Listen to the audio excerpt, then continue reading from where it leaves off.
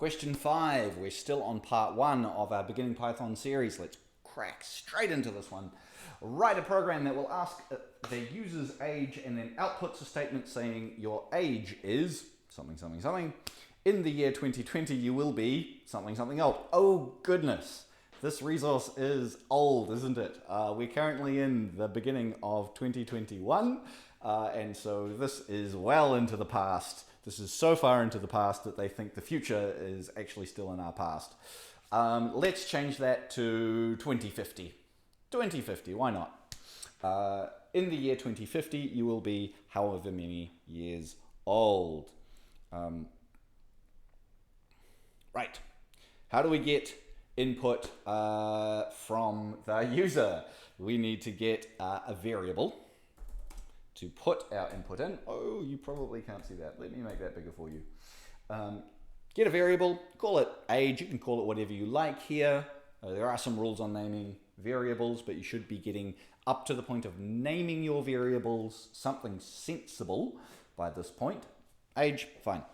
Setting it equal to an integer input, because I'm after a number. How old are you? And do I need to say in years? No, probably not. I'll leave it there. Don't forget, make it look pretty, -n/n. Age is how old are you, and I'm going to now print, and because I have a variable I want to add in here, I'm going to add another f string. Your age is curly's age. Come on, REPL, there we go. Your age is age, and print.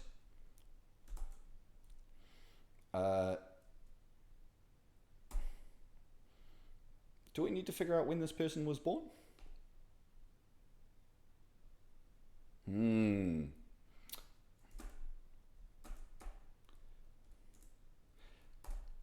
In the year 2050, you will be...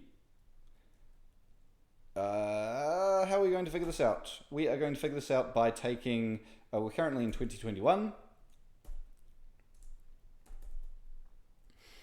2021 minus age is the year they are born. So, oh, you cannot see that. A little bit less.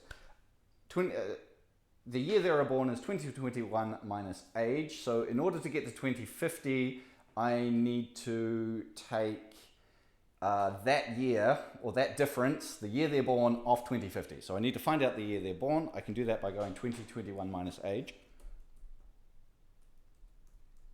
I'll put that in brackets. And now I need to go 2050 minus 2021 minus age. If you're looking at this in the future, put in whatever year you're working in. Gosh, if you're looking at this past 2050, which I doubt, feel free to pick another year. It's okay. It's fine.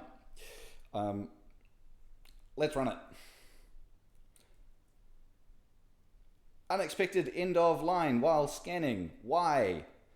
I've made an error, bound to happen. I have not closed my string, and I need to do it there. REPL again is being a bit funny with that F string. Doesn't seem to like it that much, but we can make it like it. Here we go.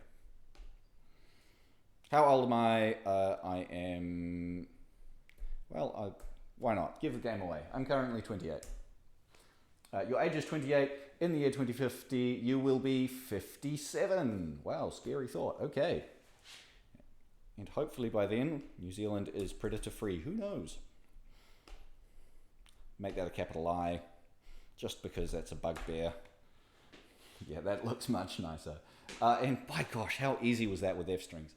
For those of you who are following along, I have made these videos before, and we did it with dot format, and that was a little bit awkward. We had previously done it with no string formatting, and oh goodness, what a hard time that was.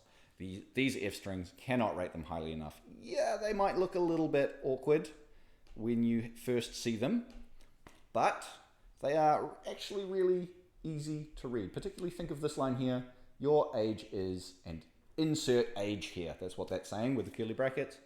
So good. Wonderful. That's that question done.